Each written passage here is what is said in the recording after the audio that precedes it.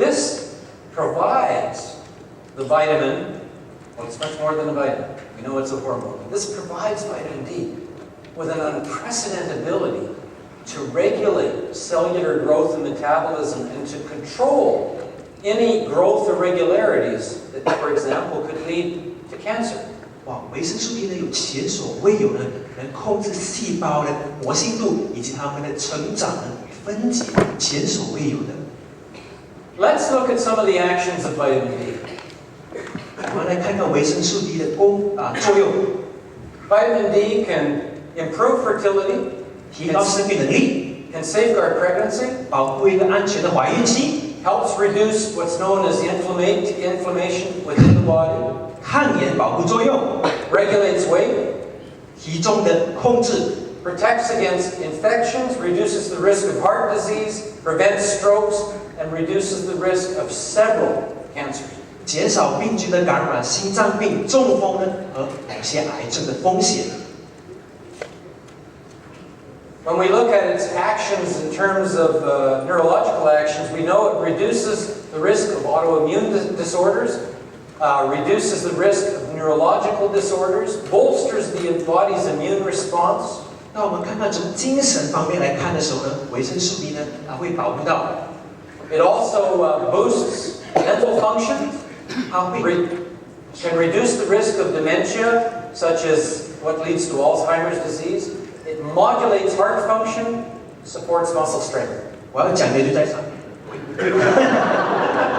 All right. Well, you know, that's not a bad day's work for a simple vitamin. 这个呢，真的是维生素里面呢前所未有的好处和作用。So the take-home message here, and this is really important, is sunlight is not unhealthy. In fact, sunlight is very important in your long-term health. 我要表达的是呢，阳光呢绝对是健康的，而对长期的健康保护呢有着重要的作用。Many years ago, we used to use sunlight as a means of curing serious diseases. 早期他们人类用阳光呢来除病的。But once antibiotics and other miracle drugs came into vogue, the use of sunlight as a healing therapy kind of fell out of favor. 当抗氧化剂被研究了过后呢，阳光的作用呢就大大的减少了。And then along came the cosmetic and pharmaceutical industries with a campaign to cover up, to slap on the sunscreen that too much sunlight was bad for you because it causes skin cancer, so you've got to stay out of the sun. 而且美容业呢还尽量的不让那些防晒膏呢推出市面呢，让人类接触到太阳的这个时间呢越来越少了。This campaign that started back in the early 60s is still going on today, and the message is cover up, slap on the sunscreen, sunlight is harmful to you. 早在60年代呢，我们就被灌输阳光是不好的。And this campaign has actually precipitated a global epidemic in vitamin D deficiency that is leading to a huge cost in terms of the healthcare cost for disease as a result of vitamin D deficiency. 这个情况呢，导致全世界性的每个人呢都几乎维生素 D 的不足，而呢我们得掏出很多钱来改善这个情况。The reason is, as soon as you put on sunscreen, SPF 8 sunscreen will block out 95% of the ability of the sunlight to manufacture vitamin D in your skin. 只要你涂上 SPF 8的这个防晒膏呢，95%的太阳呢是无法照射到你的皮肤表面上的。So, while too much sun can be harmful, the message is you got to get about 15 minutes to 30 minutes of bright sunshine each day, even here in the tropics. 虽然太过阳光是不好的，但是我建议每个人至少晒到15到30分钟的太阳，不管你在哪一个地带。Because you need that in order to manufacture the vitamin D. If you cannot do that because of indoor lifestyle, you're working all day, it's hard to get out every day, then the only alternative you have is to supplement. 如果你长期的躲在室内啊，上班族、家庭主妇呢，你唯有通过营养补充品呢，来摄入足够的维生素 D。Here's what the science is showing. Latitude equals risk. 科学证明了维度呢，就代表着风险。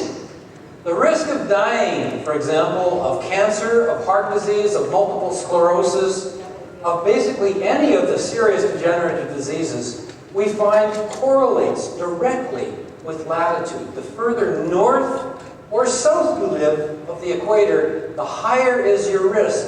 But even though you guys are lucky living very close to the equator, you still are at significant risk and you don't even know it. 虽然呢，往越北或越南居住的人呢，他的维生素 D 不足的情况比较严重，但是我们生长在新加坡这个中带地区的呢，也不可以忽略了维生素 D 不足的情况哦。I live in Canada. It's a northern country. Our southern border is at the 49th parallel. So from November to April, there's not enough strong sunlight in Canada to manufacture vitamin D. So for that period of time, about 7 months of the year, people in Canada, unless they supplement, are significantly vitamin D deficient. 我是来自加拿大一个非常往北的国家，在加拿大呢，11月到4月的期间呢，太阳的照射是非常的弱的，而这个时候呢，每个人的维生素 D 制造量都不够，他们唯有通过营养补充品的摄入。